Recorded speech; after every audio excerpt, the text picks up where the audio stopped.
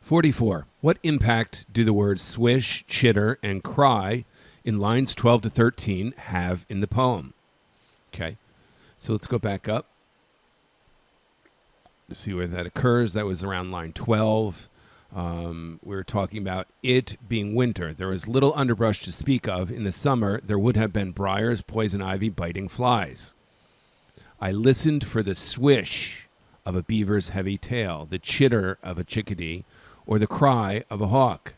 But the winter silence of the creek pressed down on all of us like a weight. So there were no sounds of these different animals. Let's see what answer choice matches that. They illustrate how lively the mound's surroundings are during the summer. Yeah, that could be, right? There were sounds in the summer. There were none. There was just silence in the winter. So that suggests liveliness. Let's keep going. F. They show how the mound disrupts natural life in the marsh.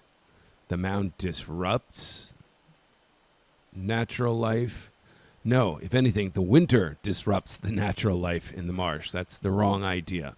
So again, that's not going to be the right answer. G. They indicate the variety of wildlife found in the area around the mound. That could also be appealing. There are different sounds from different animals. H. They suggest that the speaker prefers the mound's appearance in winter. No, there's no suggestion of the speaker having an opinion, a preference for one versus the other. There's simply no comparison in the passage. That's not there. So we might be caught between E and G. Which of these is correct? They illustrate how lively the mound's surroundings are during the summer, or they indicate the variety of wildlife in the area.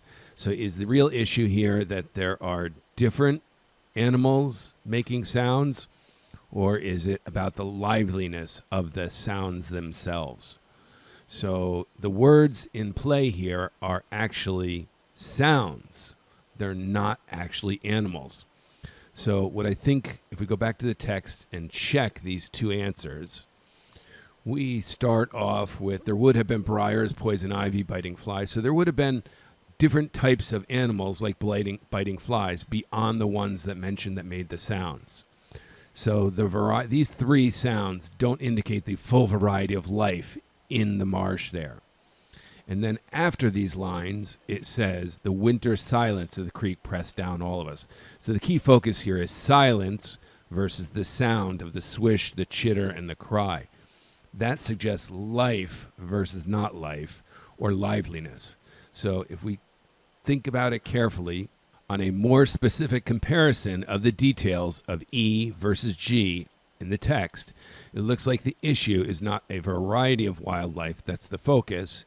It's the liveliness of the sounds of these animals versus silence of the winter. E is the correct answer for 44.